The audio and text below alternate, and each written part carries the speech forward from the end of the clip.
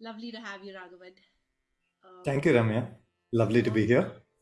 To all the viewers, we have Ragavan Manian, who is a musician, mentor, a music educator, a techie, multi-instrumentalist. I mean, the list can go on. And a friend of mine, I'm very proud to say that. And today I want to know a lot about,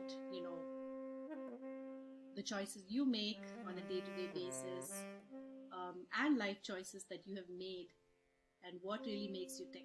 So thank you for being here on this. Thank you. So there are two significant days in a person's life, right? One is obviously the day you're born, and the other day is the day you realize why you're born. So, I've had some of those moments myself, and I was just wondering if you had any of those, or was it just a sum of moments? Wow. So we don't actually remember the day we are born, but we are probably born with some level of understanding of what we were born to do. I mean, it's, in all fairness, we were not exactly tabula rasa when we were born.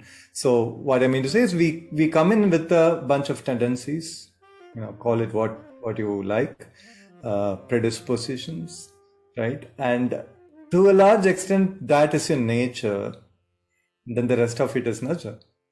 So the real deal here is that you are also strongly driven by your nature. And so we are natural born, whatever we are, to an extent, and then we, if we are fortunate enough, our circumstance allows us to nurture those things, right? So I think broadly, as far back as I can remember, I think I had a fairly good sense of what I like to do, right, and what I enjoyed doing. I mean, I wouldn't say it was music since the day I was born, but I would just, probably call it a mix of curiosity, tinkering, dabbling, creating. I mean, that's broadly I guess, the framework that I have always operated on. I think maybe many people, more than you can imagine, would feel that way about themselves. That's something that research suggests. We are all born makers. We are born artists, right? Some of us are fortunate enough to stay in touch with our inner child. Really, that's what it is.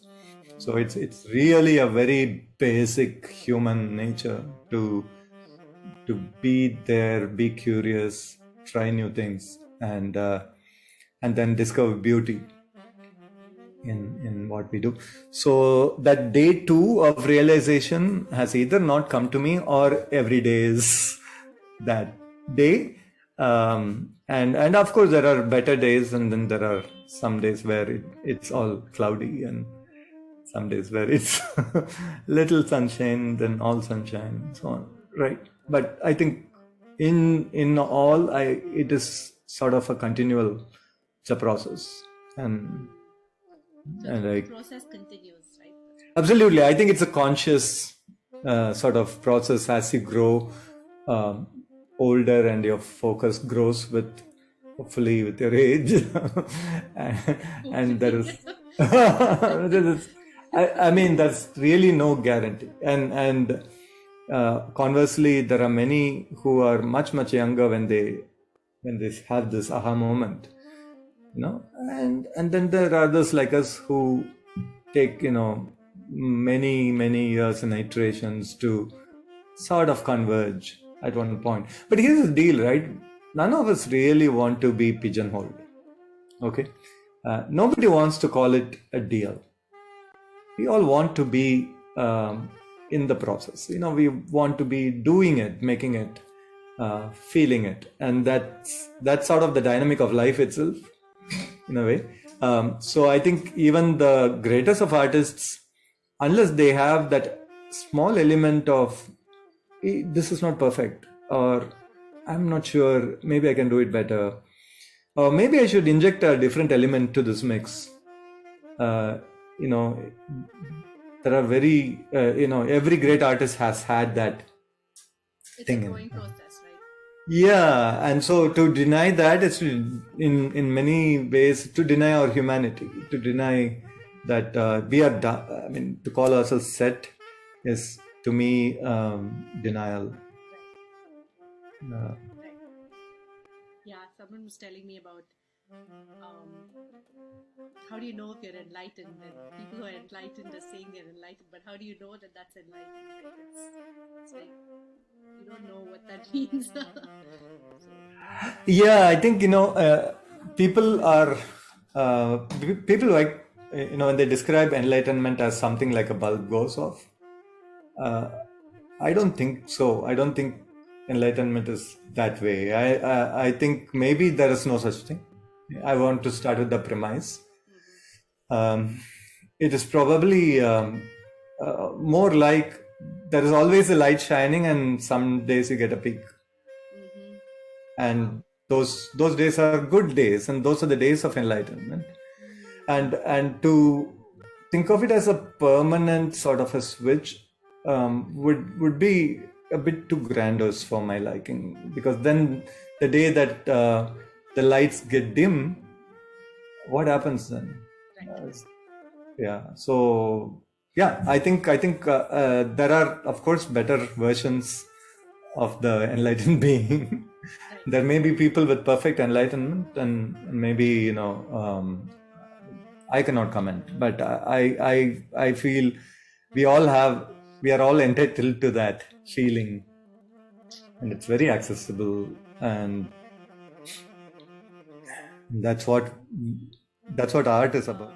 You've been through, it's crazy, like when I think about, I was reading about you, and so you've been through what one would call a normal route, right? In India, at least the age that we were growing up.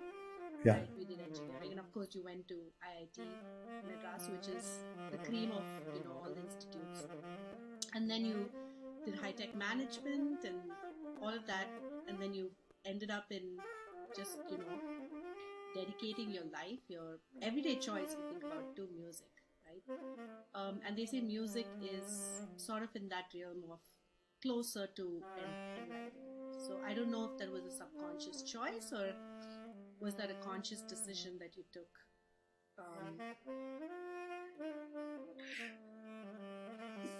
Right. As choices go, at one level it's a difficult choice, because the choice is at odds with this world of laukikam, where there's material benefits in play, and there is going to be a compromise, right? So the immediacy of that decision is that you will be hit somewhere, and usually it is that so-called bottom line in management terms, where, hey, where is the cash flow in business terms, you know, and how do you account for the next 1 year, 2 years, 5 years, 10 years without cash flow? So then it becomes a question of, am I going to account for this with a capital of sorts, you know, to just lay it out in accounting terms? How do I do this, right? Suppose you have an answer for that. Let's say I'm able to weather a storm of 1 year, 2 years, 5 years, whatever that horizon is. Then you already set yourself up for stomaching whatever is the material fallout that comes out of it. I think the biggest challenge to most people is, how do I plan this damn thing? You know, how do I plan this upheaval, disruption? But that's also every entrepreneur's problem, right? I mean, if you don't work for a Google or a Facebook or a Cisco or something that can afford you a month-on-month paycheck, you are no better or no worse than an artist, You are an artist, an entrepreneur, and you as an artist know very well that you are a one-woman entrepreneur. So we are all one-person entrepreneurs. We are, we just have to be not risk averse. We should be able to tolerate that sort of fluctuation. But once you do that, then that's just like the first step of the challenge, right? The next big thing is perception of those around you, right? Whether it's your loved ones near and dear, or your extended social circles, or your ex-professional circle, because we all have stories to tell. Now, what's the story that you're going to tell of yourself, and what is the most compelling story? And by story, it almost suggests that this is not reality, but we have to have a narrative that both works and is compelling, right? So creating that narrative becomes important, and that's why I think you need to have a very, very strong connect going all the way back to your childhood. Now you need to have those dots along the way, those breadcrumbs that like take you back and forth to all those points in time where you have been hit with that feeling of insight and that sort of a knocking at heaven's door feeling.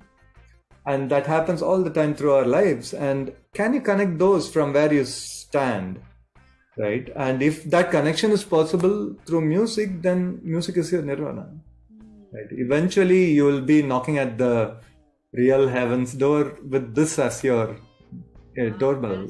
Yeah. That's so beautifully put, right? That's true. I mean, we keep hearing these knocks all along, right? For several years.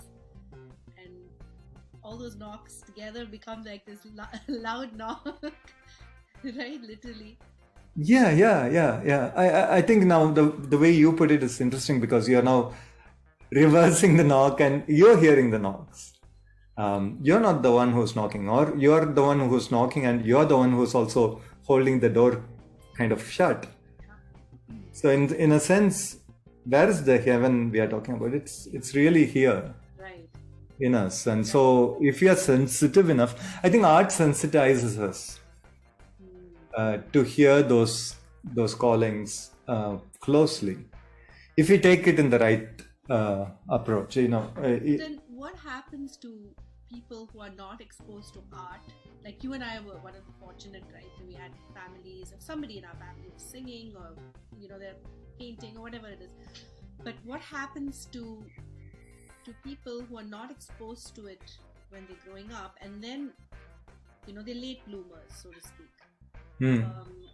So I always wonder, like, where is that coming from? Like, and that could be, I don't know, if it's not nurture, could it be nature? Yeah, it is a combo too, because I have adult students that I teach. I have rasikas that I interact with. Some of them are parents of my younger children, younger students in wards. And many of them have either, a longing for partaking of this process. And that longing, sometimes they are able to actually realize through, taking a lesson or being active with their listening. So the avenues may be of a different hue, right, from what you and I may be doing, either going into the performance route or the teaching route or the evangelizing route of saying, hey, music is your nirvana. All these are routes that are available, I think, to some who have always known heart of hearts, that this is what we wanted to do. And the so-called late bloomers, are probably those who also knew all along, but they were, their targets were something else. Right. They wanted nuanced understanding, or they wanted insight into what makes their children take sometimes. That happens. My child is gifted and now I really want to. My 11-year-old is so much into football these days, soccer, that I really want to understand more about the sport. I've never played the sport. I never had any interest except when those once in 4 years the World Cup comes by. Right. And now suddenly I know about the Premier League, I know about La Liga, I know about Copa America, I know about all this. I know about the Indian Premier League. What is all this? What's happening to me? Because now I'm a Rasika. And I want to, this is my partaking of my child's journey.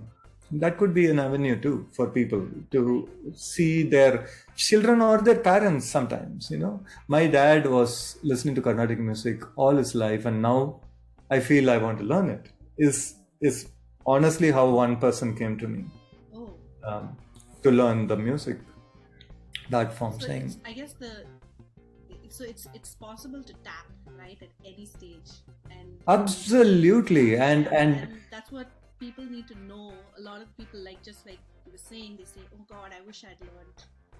But I guess the message is, it is possible at any stage in life to be able to tap into that, because it's all within us at some point, right? Look, I think it is, and the more tangible way to look at it is, as long as you can talk, you can sing. That's one way to really put it that way. If singing is your thing, as long as you can walk, you can run. As long as you can run, you can play a sport. So the analogy kind of works with music, because music is fine motor skill, and sport is gross motor skill and fine motor skill. That in the end, it's a package. If you want to treat yourself as a machine, you just need more tuning the older you are. But you can do it, and time and again people have done it. I mean, Dr. Feynman is a famous example. That he has written about his late interest in drumming, from there to how he actually could do professional hand drumming with others. This was an interest he picked up in his 40s and 50s. You can't say he's a genius musician. You can say he's a genius physicist. Right. So I mean, these are all like examples of people who bloomed late and went up to as much as they could and pushed themselves hard, because the journey is so fun. Right. And that's actually a really good point, because a lot of people ask me as well, where are you going? But I think the journey itself is fun, right? Like on a day-to-day basis, what we try to do when we wake up. I mean, it's kind of the practice and the routine, and for the creative process itself. So, and I guess that's why you decided to also, do this as what you do, as opposed to doing high-tech management and doing this as a hobby, which you did, right, for several years. Right. I mean, for the longest time, I was weekend warrior. I couldn't have afforded to do much else than, a stray weekend here or there to perform or practice.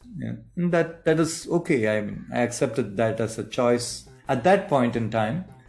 But I think, I have always had this feeling that, only so many more years, and then I will go back and do what I really like to do. And it's just my good luck that I could actually do it. Yeah, and I get support from your wife and family, and that's right. You can't 100% break out of the shackles, so to say, of your responsibilities. You got a commitment that you can't simply walk away from. Right. Because walking away from a commitment does not guarantee that you will walk straight into your nirvana, right? Exactly. If that was the case, then how cool would that? I think the world will be full of people who walk out and walk right into the next. No. I think you got to work it with the situation you're in, and in that sense, I know of musicians who have continued in their tech jobs, their day jobs, and they're doing a great job of balancing their act. And it doesn't make me a better musician that just cause I left my day job. Right. I just couldn't at some point, it's like the pipe piper was playing too loud. And I couldn't walk any other way. And if that happens to you, you do that. But if you're able to balance that call with something else and feel okay about it, hey, that's great, Yeah. Whatever floats. Whatever floats, yes. I think on the other hand, just like in any other profession, right? I mean, you have also done multiple things. You know that you cannot give yourself 100% to this art form in whichever way you want to enjoy it and practice it. As a teacher, as an educator, as a performer, unless you also fully dedicate yourself to it, you will be left with this feeling that I'm not doing the best I can. Yeah. I'm not giving it the time it deserves. And then you can't do lip service to the art form saying, this is devotion, oh my God, this is so great that I can be lost in it. And the next moment it's not even in the horizon. So that's sort of a contradiction. I just didn't want that contradiction. I would say, I just wanted to be more logical about how I lead my life and not be tied into knots. Well, it's actually pretty simple, right? The way you put it, it's like you made a decision and you're sticking to it, and it's amazing. It's actually pretty simple to listen to what you're saying. It's harder from an out, like when I look at it, it's a harder perspective because you had these several other amazing choices, which a lot of people don't have, right? If you think about it, I mean, the fact that you graduated from IIT-Madras and you were whatever MBA, and you could do whatever you want if you think about it. But then the fact is that you chose this, and that's what's intriguing. Yeah, I think I did not hate engineering. That was actually a good thing for me. It was not that I was head over heels in love with academia, but it was not such a. I didn't think of it as a tragedy. It was actually fun, in many ways. My scientific temperament also informs my approach to music, right? How I want to teach, and what flavors of music I want to teach, and how can I broaden that base? How can I get outsiders in? How can I get insiders out in a way? Because hey, musicians are born mathematicians, but they don't know it. Because music is really, really applied math. It's the closest they say to math that any art form can be. Right? It's direct expression of mathematics, although it's not apparent. And if you ask a musician, are you a mathematician? They will not say they are. And I've even asked some very illustrious mathematicians who like to sing and dabble in music, what do you see as connections? They're like, no connections. I do that as work and this is fun. There are no connections. And I cannot say they are not insightful people. So from their point of view, from where they stand, they do not want to mix the two. And so you can keep it unmixed, you can keep it separated. I want to see the similarities, because similarities are connections, and connections lead others into this sort of journey. Yeah. It's also I think a way for me to feel relatable because this is my journey. I have been struggling with this question of what are the connections? Why am I even doing this? What can be enjoyable, an enjoyable way of learning about filters in the sense of digital signal processing? Filters are just boring things for me until I think of them as, I can use this for sound processing. Then it gets interesting. Yeah, and if the application is in a domain that you can directly experience and relate to, that's fantastic, So it may sound like it's a leap of faith of sorts to say, or it may be like, why are you going roundabout to make these connections? But on the other hand, it appeals to people who are very interested in one thing and very marginally in another. draws them in, right? And that was also a trick I used for myself to draw myself into certain things that I couldn't connect to. And now I'm sitting in a space and place where I think, oh my God, everything is connected to this.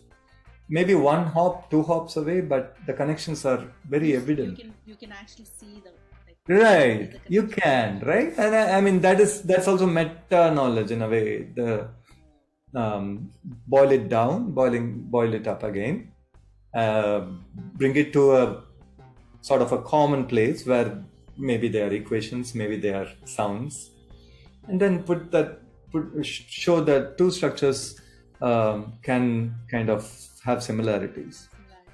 Yeah, actually, my next question to you was that, like, how much of music is science and how much of it is an art form? Yeah, right. I think experientially it's just pure art. No, yeah, to the extent that music is a direct experience, to the extent that you hear it and you have the aha moment, and you have moment after moment of. There's no analytical process between what one hears and I guess it depends on. I think if a person knows too much.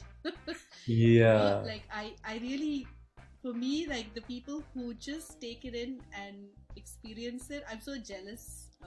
I am too. And this is a conversation I have sometimes with my dad, because he'll say, "Oh, I don't know how to keep beat of this song," or I don't know how to recognize the notes in this form. And I'll tell him, "Man, you're so lucky."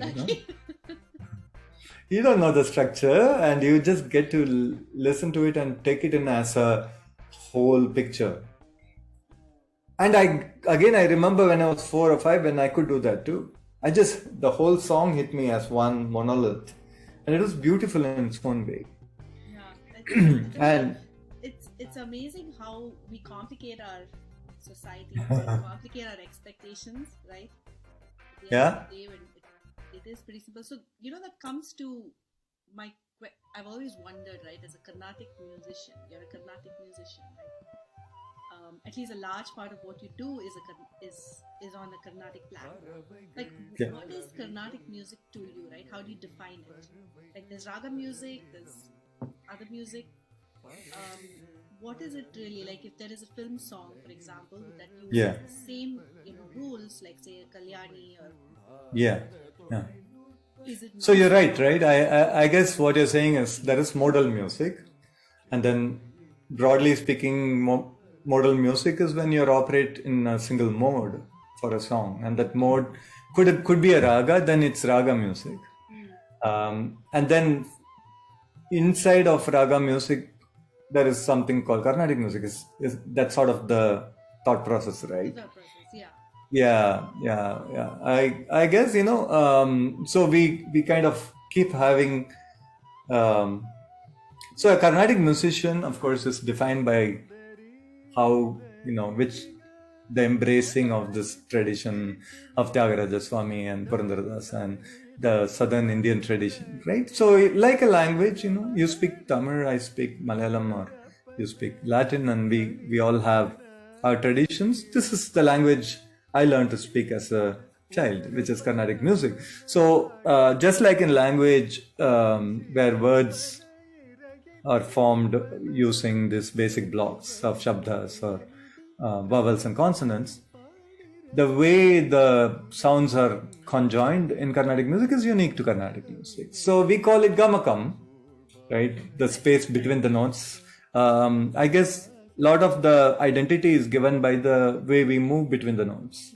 And that's what can tell, a Hindustani exposition of the same raga from a Carnatic exposition is simply the way the notes kind of interact with each other. So on one hand, that's all it is. It's like the movement between the notes. Right. So it's just a space between the notes and how we cover it. But on the other hand, it's more complicated, isn't it? It's also connections with the language, with the poetry, with the collective experience of how Southern Indians perceive, with also the influence, very strong influence of the Southern folk tradition. the village music, temple music, which is pretty much dominated by instruments like nadaswaram and veena, this traditional sort of sounds. And then at an even more rudimentary level, the songs in the village that signify harvest, signify death, signify birth, all this ritual, right? So these are all elements that are kind of rippled their way into Carnatic music and form that language. Right. And so in a way, Carnatic music tries and standardizes, or it's sort of like I don't want to say committee, because that assumes that there are actually people doing it. But in a way, it's like a filtration of these ideas and then ideals. And then there are huge influences once in a century, like Tyagaraja is a good example of someone who comes in and really collects it all together and takes it to the next level, right?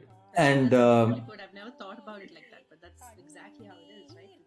yeah, so it's a social evolution. The musical form is a social evolution, and then there is also the rightfully so contention in this: who owns this music? Is this a Brahminical musical form, or is it of the Isaivalalars, the musicians of the temple, or is it the other traditional people who practice the Devadasis? Is it probably theirs? And I mean, each of these groups, I think, have a part to play, right? And depending on whom you talk to, they will attribute it to either this person or that block or this. But without the dynamic of these holders and these owners, that's why it's a complex thing.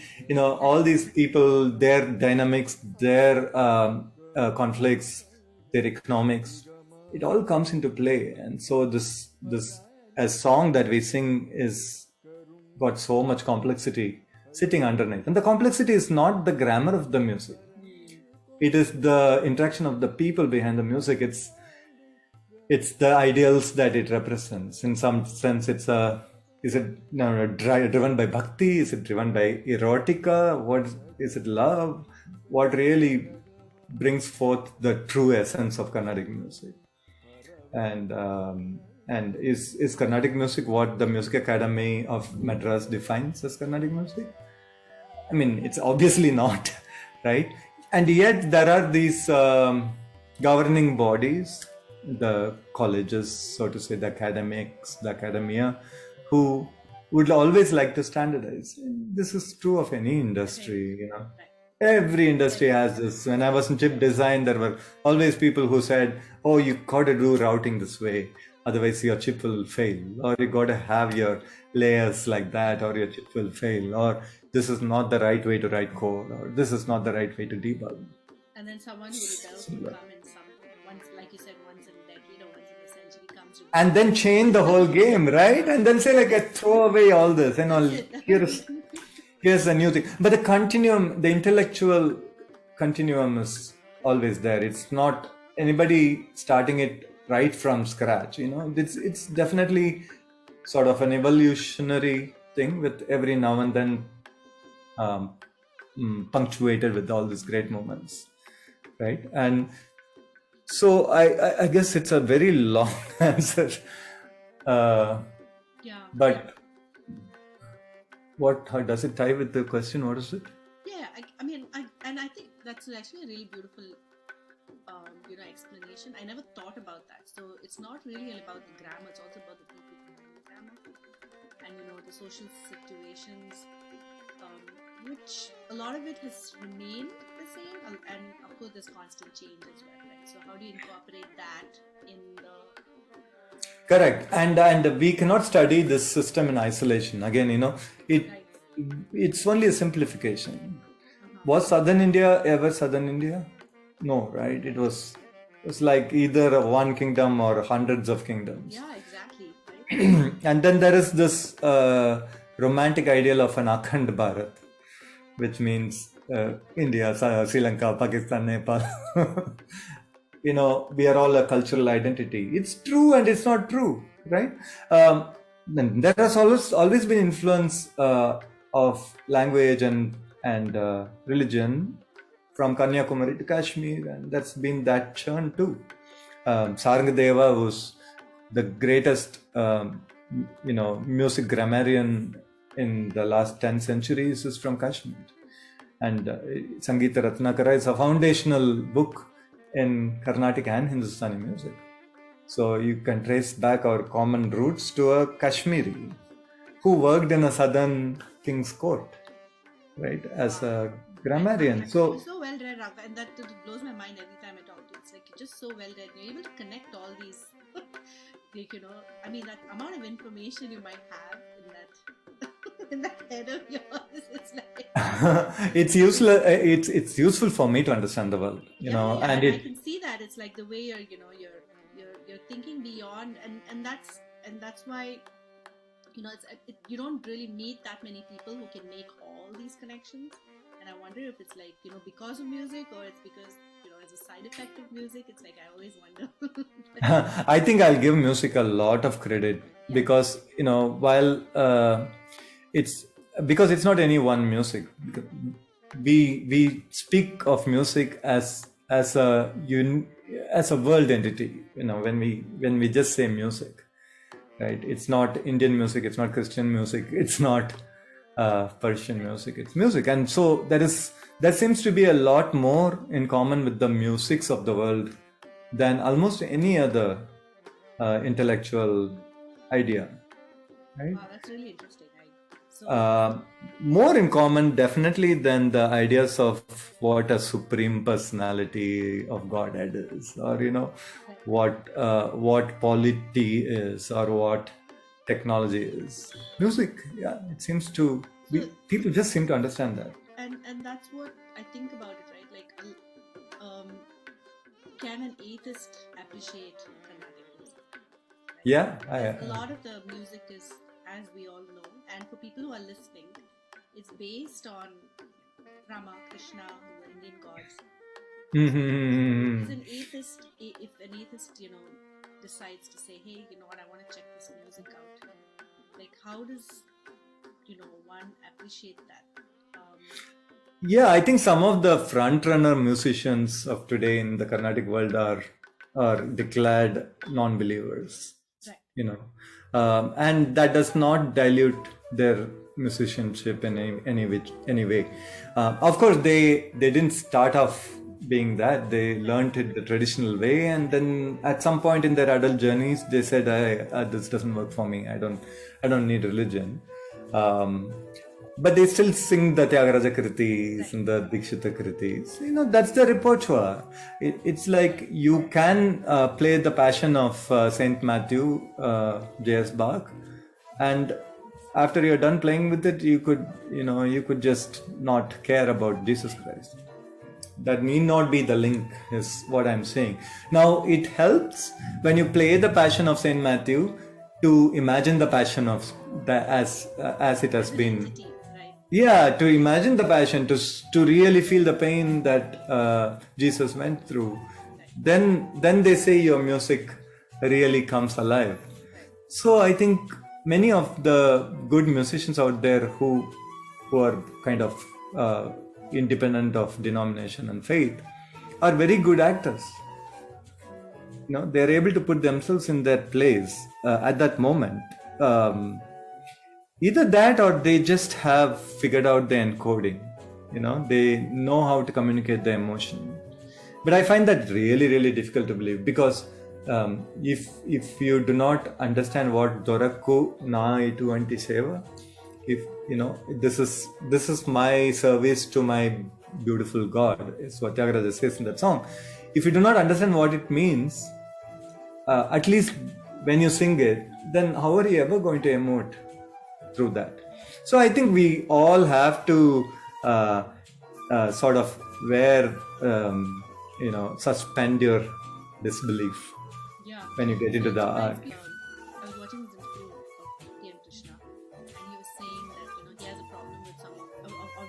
Tyagaraja Swami's kritis are so divine. And there's one in Duduku Gala, he says, there's one section where, talk about Shudras and women and how he just refused to, he doesn't sing it anymore. Because he said that, it really affected his way of thinking, and he said, that's it, I'm just not going to sing, so stop singing. So it's good for him that he could make that call. There are others like me who are not merely just sympathetic to the cause of the Dalits, but actually try and actively do something about it. But do not stop singing those verses. So it may be somewhat, one parallel could be that you cannot be both against racism and fly the Confederate flag, So that may be the stand that Krishna is taking, and I appreciate that. To me, flying the Confederate flag definitely seems like a wrong thing, but singing that Charana in Duduku Gala does not. That's a personal choice, and Tyagaraja Swami, we have to talk about your most recent stint, which is like, I would say, I think the word for it is just divine, right? And it really felt like, as at least for us, as the audience, when we watched you were as close as to him as one can get. So how was that experience for you? Terrific, right? I am a one-shot wonder when it comes to acting. It was my first fray in any form of acting. I have not even been in plays in grade 1. So that's really hard to believe. It's because I've always been a musician. So even back when I was a child, I was in the choir section of the play, not in front of the lights and acting. So it was absolute chance invitation, and when I got that invitation, knowing very well that I did not possess any skill that I know of, or any or even interest for that matter, modest, but that's okay. No, honestly, how do I know, right, that I could pull it off? The only reason I said okay was because of my respect and love for Sadhguru Tyagaraja. And because it represents a direct lineage, not only to me, but to most Carnatic musicians. We all can trace our Guru Parampara back to Tyagaraja Swami. Most of us have learnt with someone who has learnt with someone who has learnt with Tyagaraja in a matter of a few generations. Given that, and given that he has been a primary influencer of sorts, it was just something I could not say no to. But of course I had a deep understanding, and I have gone through my periods as a younger adult where I have thought about these sort of contentious lines in his poetry and felt that's not right, or but then there is a lot of anachronism when you sit in the 21st century and look at 18th century or 19th century work. And if sometimes you got to sometimes give the composer cut some slack in terms of, well, that was his way of saying that he was feeling miserable. In a way, what he says in those exact verses is that I feel miserable, or I am miserable, in a way that the downtrodden castes are miserable. Like, I can also think of it that way. Yeah, it's a twist, right? We don't know. Yeah, it is a twist, and I'm not saying that I cannot tell for sure if that's what Tyagaraja Swami meant, but you know that a man who's so sensitive to his bhakti, who was so interested in his personal salvation and the salvation of those around him, would have probably meant this in a manner of speaking in a language that was common at that time. which is, I would say, it's just historic. So yeah, I think it's every musician's call. The lever stands out if it really deeply hurts you. I respect that. If you don't, please understand that I have my reasons. Right. So it's a free world, right? It's a free world. I think you got to also be very. I think in a free world, you ought to also use your power of discretion to support those who are downtrodden. I think it is not that free a world. If you have privilege, you got to use the privilege. In that one regard, I have nothing but respect for a musician who can take that stand, who actually can use his privilege or her privilege to do something about awareness. But I do it in my own way, not by omitting something from a historic work. So I'm just curious to know what is it that you. What is going on in your head when you're performing?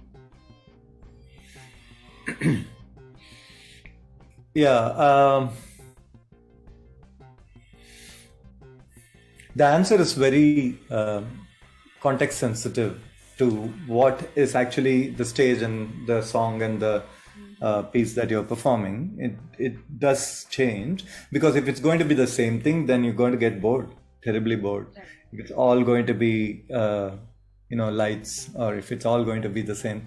I mean, music is interesting because it's dynamic, right? So different portions of the performance invoke different sort of emotions. So if it is let's say if it's a Muthuswami Dikshithar song, let's say it's one of the Navavarana Kritis, which is a very strict and studied composition of a particular avarana or a particular cycle in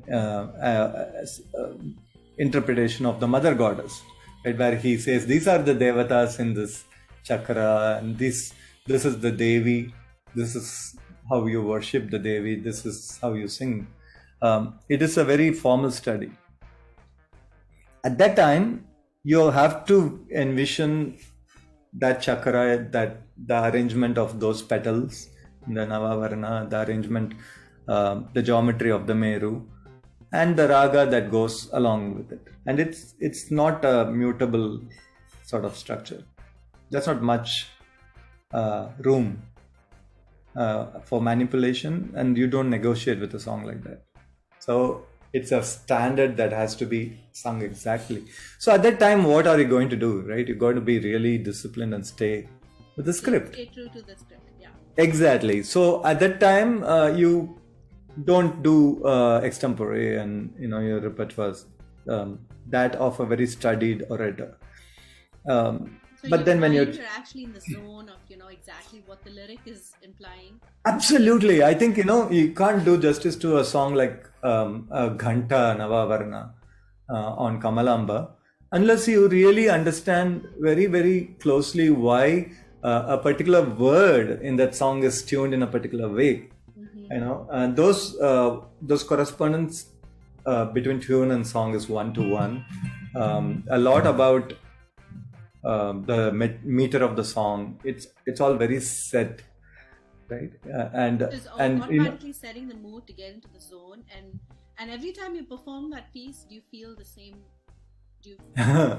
Yeah, I think every time you want to perform a repertoire song to perfection, your goal is to be closer and closer to the perfect representation of that song. So again, it's a honing process.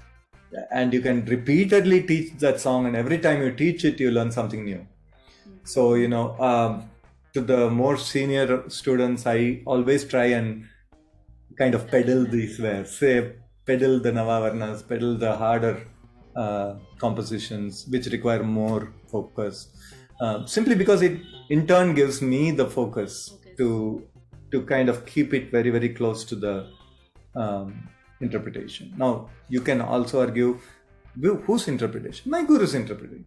So this is one way out in traditional art form. I can always say, this is how my guru sings, this is how I was taught, this is my so it's modeled Usually that's how it works, and based on that. So I have that.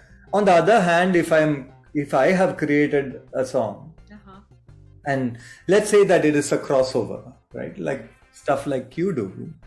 And I have written the lyrics, I have taken inspiration from, say, a jazz standard, right? And I have written a lyric for In Comes Bud and In Walks Bud, and then I have Tamil lyrics for In Walks Bud, right? So now I'm neither Thelonious Monk nor Tyagaraja, right? I'm myself, so I enjoy that freedom, right? And at that point, my expectation is simply to try and extract the best memories of these two traditions that I'm doing to the best of my abilities, knowing very well what my limitations are, right? But also enjoying the fact that there is no perfect in this. Right. The present is perfect. The present is perfect. So this comes to a controversial topic, right? About like substance use. In the West, it's very openly discussed.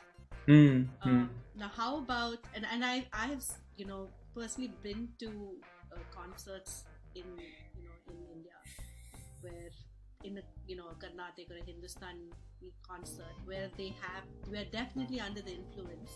It's not really spoken about that much. Yeah, it is a hush topic. It is. So, I mean, when they're under the influence, is that the same experience? Because obviously there's lack of focus, right? Like what you were describing right now is like, it's very focused, you know exactly what to expect here. But when the use of substance, what happens? Like I think they go into a different zone and then it's just autopilot. They just perform it as... Yeah, again, one can speculate. But, I've known from people that, the great Bade Ghulam Ali Khan would actually enjoy a single malt before he gets into a recording. And if you have heard his recordings, he is, there's nothing like him before him or after him. Na bhute, na bhavishyati. There has been no musician like Bade Ghulam Ali Khan. So, in terms of that, maybe he knew at exactly what moment he loosens up just enough so that he can ply his wares to the best of his potential. But I guess generally, the problem with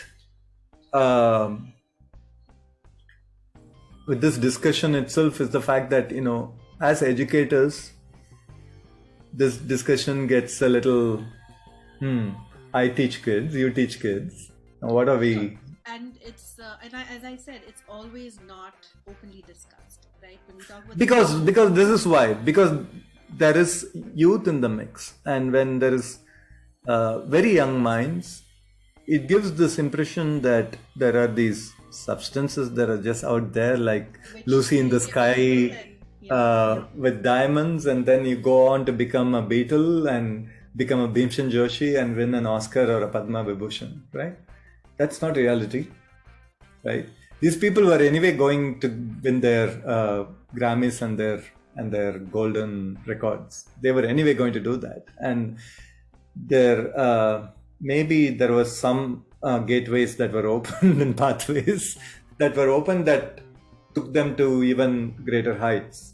On the other hand, I know of musicians whose lives were completely destroyed, at least temporarily, by some, abuse. So this is a very difficult sort of thing to say. Famously, some jazz musicians, Bird is a famous example of having been destroyed by an addiction. Coltrane was in and out of addiction. And they were open about it. They could talk about it. And there are also Indian musicians that have had problems with substance abuse. And they have also gone in and out of those things. And so it seems as if maybe a part of the journey was almost taken over by this, right? For better or for worse. Yeah. It influenced them in good ways, and then it took some out away from them. So, yeah.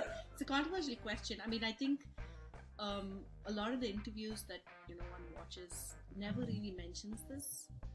Yeah, I think it's a problem if you don't talk about it. Right.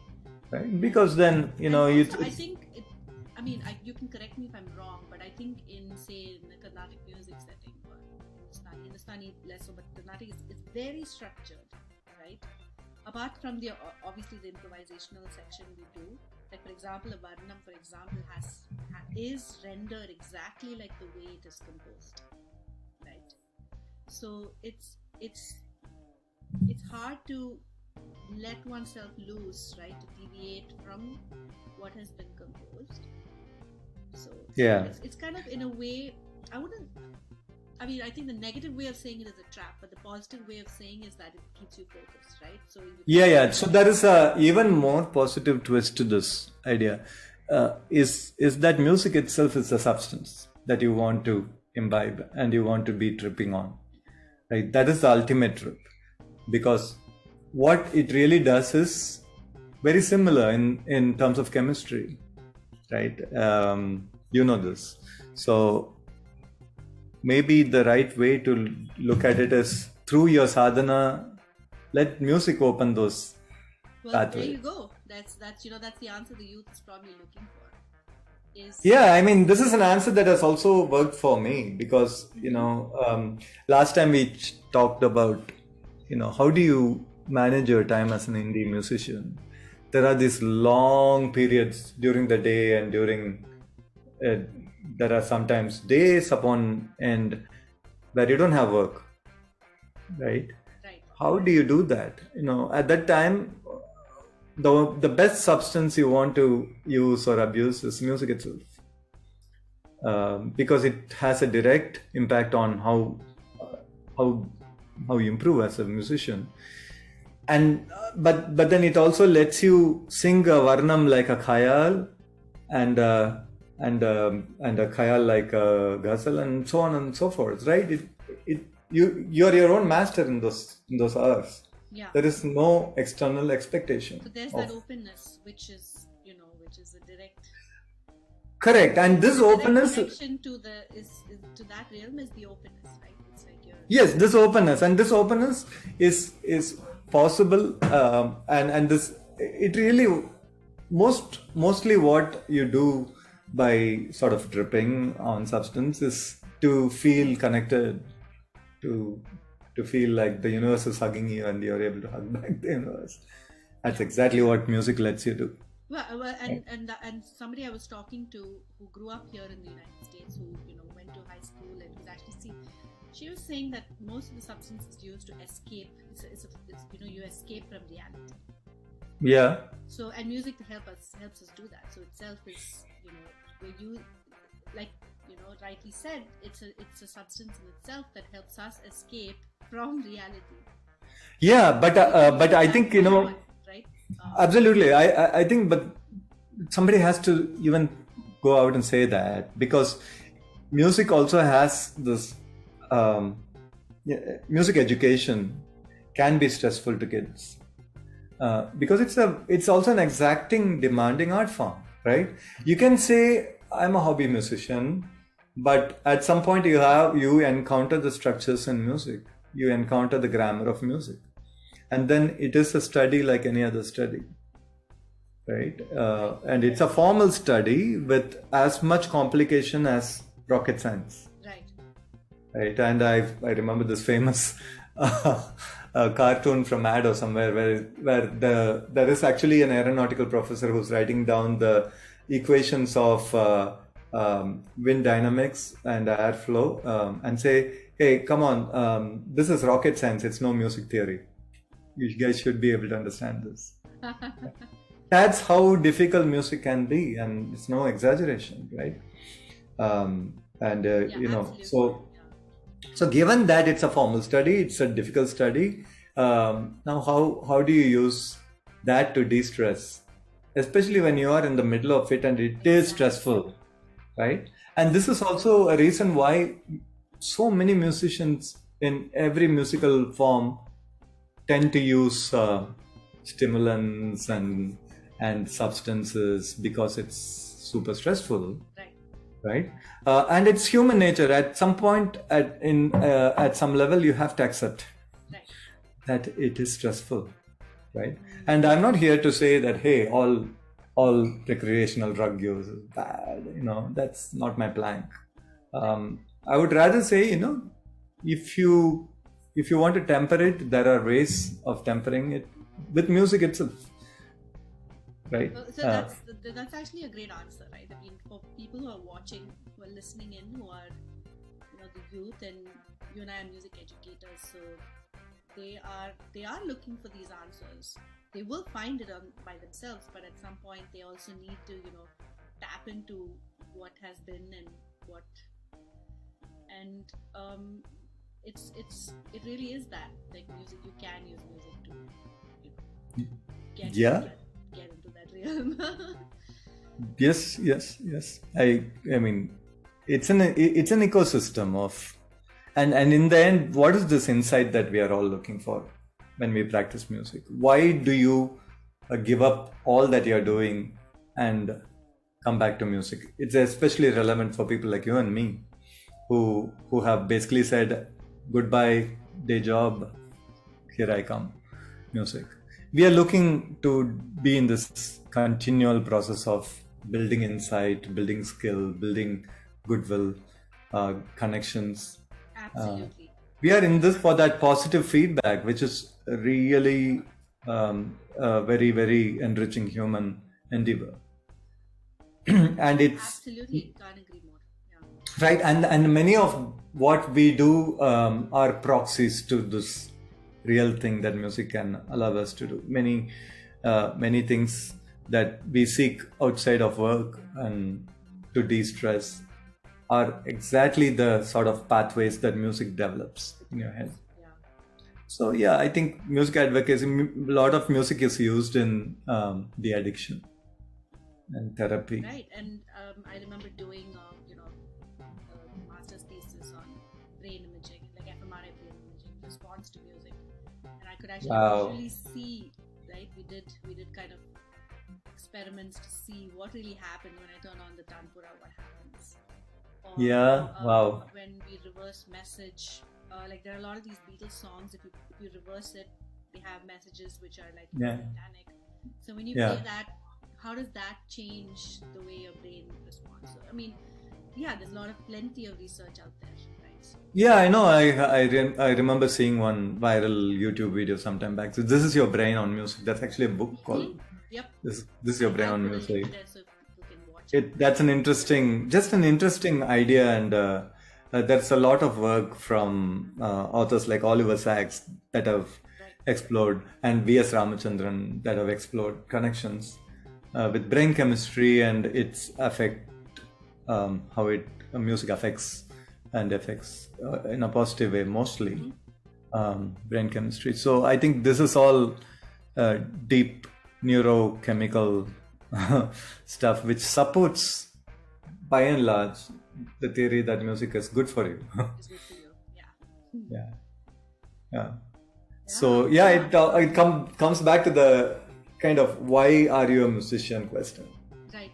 And so of late I've been thinking a lot about, when I was growing up I didn't think about it that much, but of late I've been thinking about a lot of music activism, right? Is to use music for social change. Coming from a Carnatic based background where it's always been religious based, now when I was exposed to, say, jazz standards, it became human raw emotion, which was not really based on any religion. And then of course it's also using music as activism. So like, say, our school children raise money to help animals in shelters, or Gojira released Attack on the Amazon rainforest. So such a great band, and then the lead vocalist is a vegan, and he speaks a lot about climate change. So is there, and I am not as connected with the Carnatic music community as much as you are.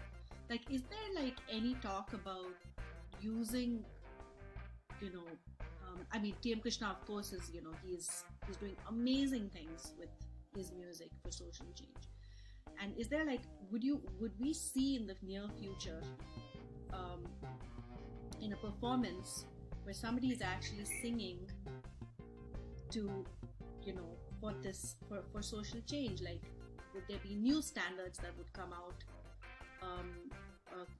Commentaries about what's happening in the caste system, or whether it's like, I still don't know anyone else other than, of course, Team Krishna, who's putting in that effort. But even if he is it really happening in Look, a setting? I mean, let's draw some analogies and parallels in the world of classical music worldwide, right? The use of it's not the use of classical music per se, but it's the use of celebrity status to make people aware of causes. That's what Gojira is doing. That's what Krishna is doing. It's basically, I have a brand and I want to endorse certain viewpoints, and one is free to do that, and the Carnatic music or whatever idiom is going to be happy to provide you a skin with which to embellish your viewpoint. So if your viewpoint is lyric about climate change and you want to put a heavy metal skin on it or a Carnatic skin on it, that's okay. The grammars support it. The real, I guess, point I'm trying to understand here is, it is up to the musician to do what he or she wants to do with the music. I think there is nobody going to stop. The question generally that Carnatic fraternity asks is, how does this advance the music, right? How does it advance the art form?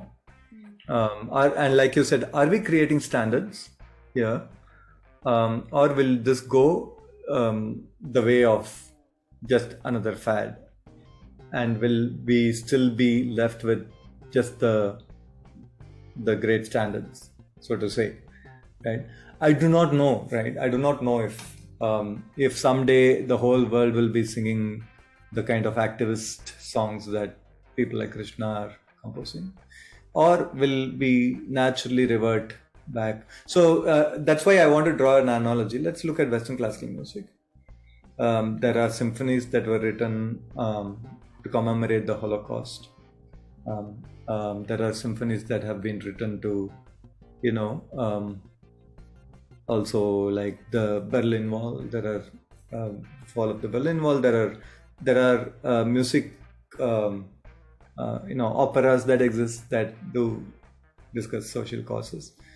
By and large, when we think of symphony, though, we think of Mozart and Beethoven. And when we think of opera, we think of Puccini and Verdi. Why? It's because, I think by definition, a classical art form moves slowly. And has survived a period of time. And tentatively. And it is by design going to be cautious with letting in. It's not like there is actually an entity. It's just the way that the art form is going to naturally respond to stimulus, right? Like you and I, we do a lot of crossover work with the music, right? Now this is to me, at the core, this has better. I would say it is more true musical revolution.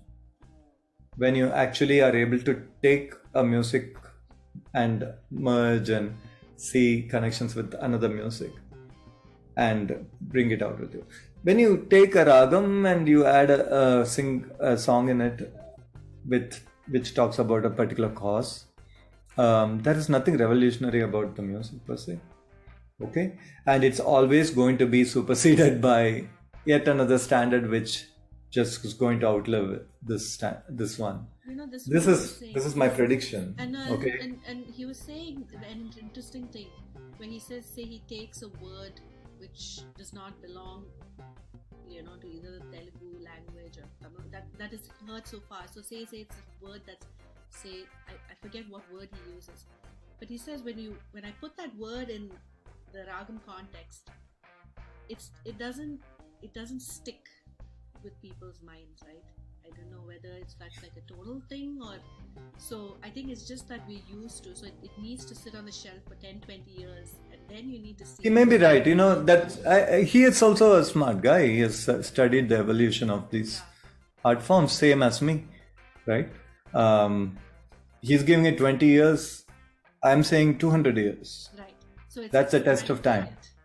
It's a test of time. Of course, I want new stuff to happen. I'm a composer. I compose, standards. Although I tend to be more along the lines of tradition. My themes are also quite varied, right? But by and large, they do have a template that is an older template, especially on the lyrical side of things, right? Of course, every composer wants her work or his work to stick, right? So with a celebrity endorsement of a radical idea, will the radical idea stick, or will just yet another composer's composition of a new and interesting twist to an old idea stick? We don't know. It's all up there. But then I think it is also, look, the Carnatic music society at large is curious and welcoming.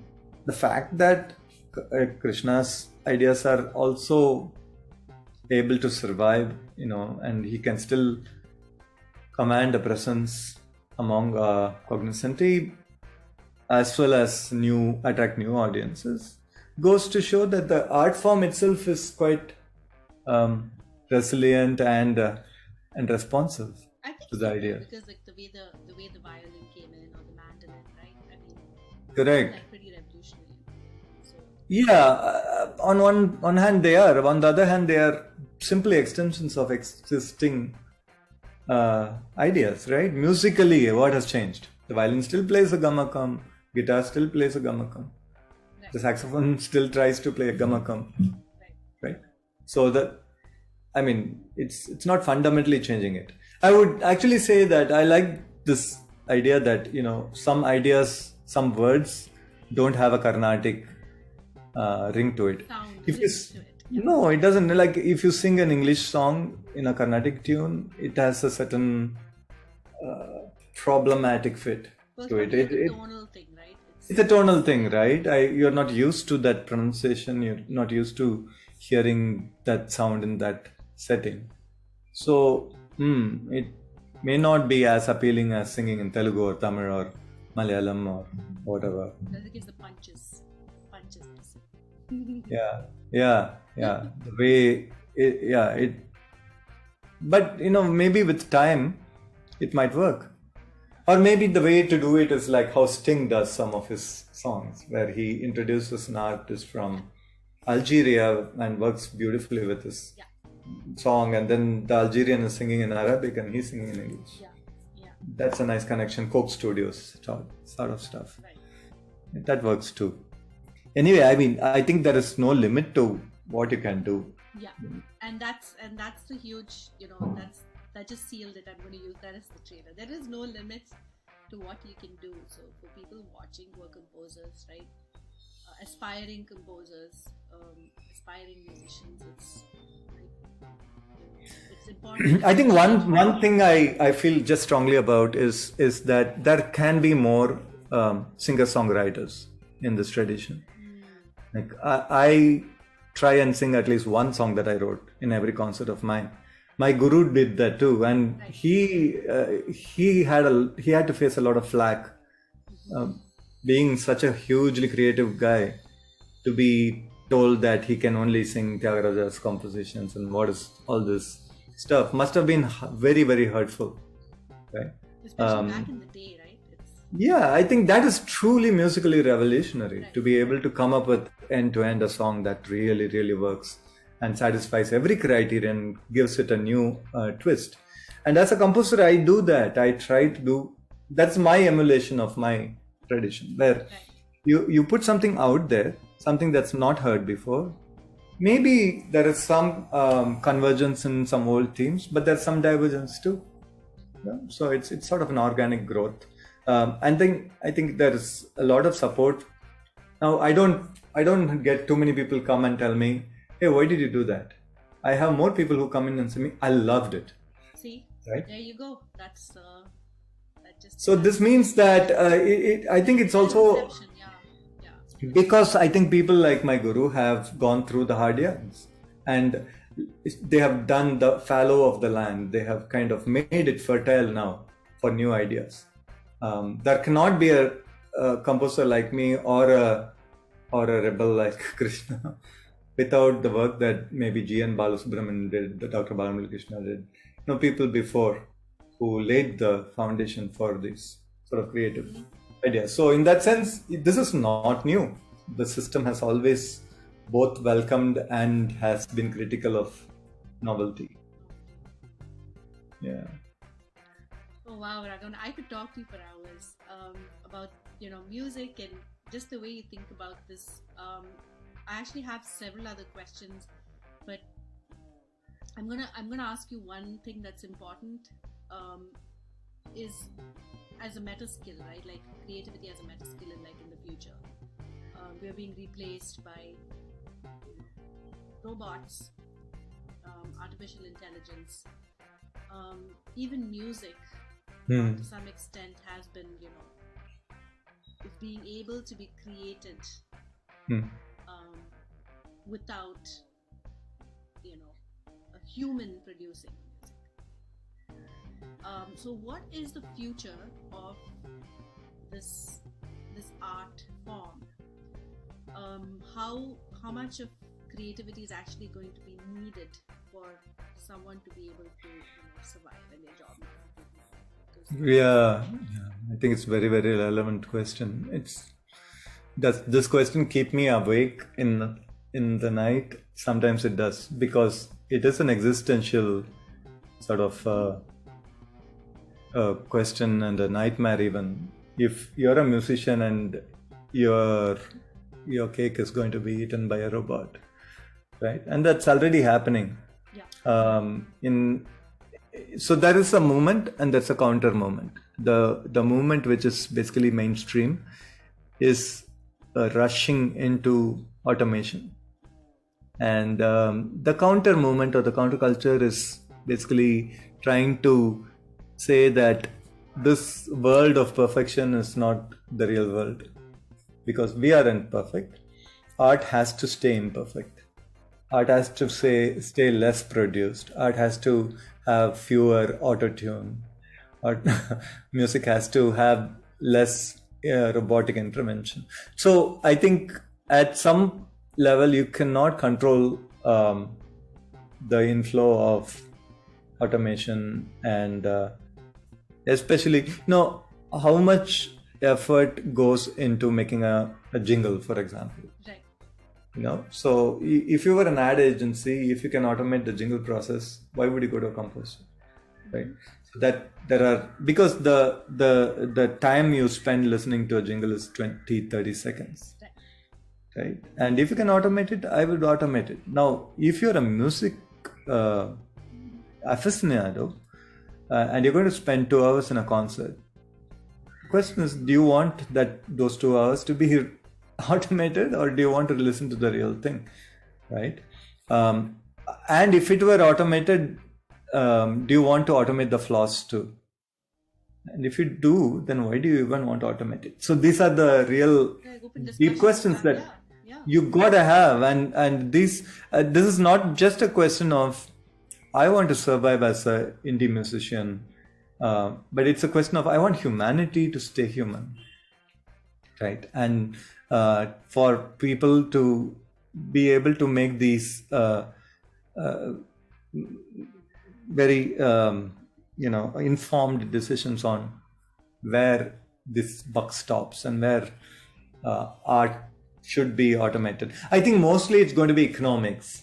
Like I said, if you can do this for a cheap turnaround time and quick and a buck or two less, the machinery of world economy will march towards that. That's the truth. And It's dangerous. It's dangerous. I mean, I think on a personal level, it is dangerous. I'm sure at some point, obviously things have to change, so that's not the problem. But it's like things will have to change. Things will change. See, but what is happening in general, which I find is good, is that musicians are using automation as ways to get new ideas. And then they are taking those ideas and actually making them into real music, right? Because automation is simply a way to churn ideas. And in a way, many of us approach music like that too, right? We try like 500 different phrases when we are doing practice, and 2 or 3 of them stick.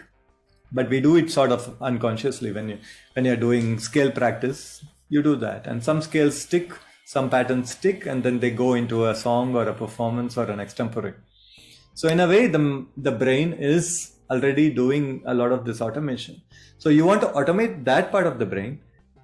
Maybe what might end up happening is, if I were to be very, very positive and optimistic about it, maybe this will uplift creativity itself. Because now the creative artist will have to do better than the robot. It's pushing the creative canvas, right? Yeah, it's no longer enough to hit those notes perfectly, because that thing is automated. It's a lot more imperative for you to, I would say, actually go look back into the past. And in fact, I really think that the classical arts are going to be even more valued, because there is, of all the things that are left in humanity, nostalgia will be one thing. Nostalgia. Those good old days is going to be there. It's going to be a very, it's a predominant emotion even now. Our kids listen to the music from 80s and 90s because their memes are full of them. They have already nostalgia to a time and place. We grew up with music from the 60s and 70s. Pink Floyd, Deep Purple, bands that have long stopped making original music. I think there's going to be more exploration of that sort. And in that sense, I feel, and I teach kids, right? They are really willing to plow through now 100 years of recorded music. What used to be only 50 years. Now it's 100 years and so many more petabytes of music out there.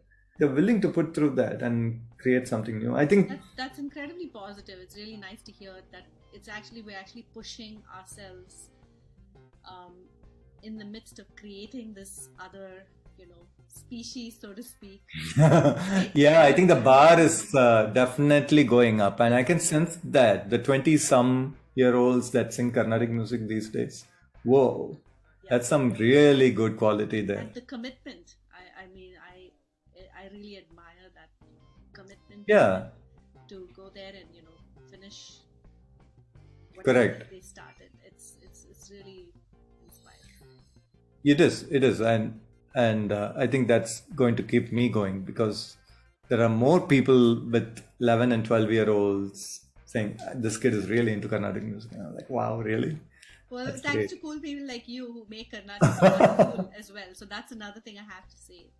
Right? It's important who bears that torch, because I guess they need role models. They need to have a reason to. And again, the youth today are very, very, very intelligent. So if they don't see a reason and they don't believe in it, they're not going to do it. But like we started this conversation, you're absolutely right. We all need endorsement at some level as artists. Our kids would like to be told that their approach to tradition is a solid approach. Yeah. And that can only happen if you and I try some of the things that they are trying, and succeed or fail, but gather insight from that, mix A with B and X, Y, Z, and then create something else. And this is how they're going to look at the world. They're very global. Well, they have all the information. They have to melt the pot, so that's the thing, right? Yeah. And though our pots may not be as efficient as theirs, they see us melting. Right. And that's an important sign. We have to give that. If I go into a concert in the heart of South Madras, saying I will sing some, I'll play some, I'll do this and I'll do that, and I actually get an audience, I feel that the system is endorsing this in a way. In a small way, we are working together, because this all goes to the future generation. Right. Yeah. Okay, Ragavan. So I think, as I said, I think we have to do a part 2 of this. We should. We should. Thank you so much for your time. You're welcome. And it's really always intriguing to. I mean, I've always we always exchange WhatsApp chats and things, but this has been really truly, what should I say, so insightful. And yeah, I can sleep tonight thinking that, okay, the world will be fine, because we have people like you who, are really passionate about what you do and really doing it. It's like, people talk about it, but people like you are actually changing the world. You're a change maker, essentially, right? So that's... Thank you, Ramya. I feel the same way about you. I think it's good that we can support each other and do this thank you. sort That's of a thing. huge compliment coming from you, because you are so senior. But thank you. I'll take that. Chronologically. Yes. No. Great. Thank you so much. And Thank you. Take care. talk to you soon. Yeah. Talk to you soon, Ramya. Okay. Bye. Thanks. Bye. Bye.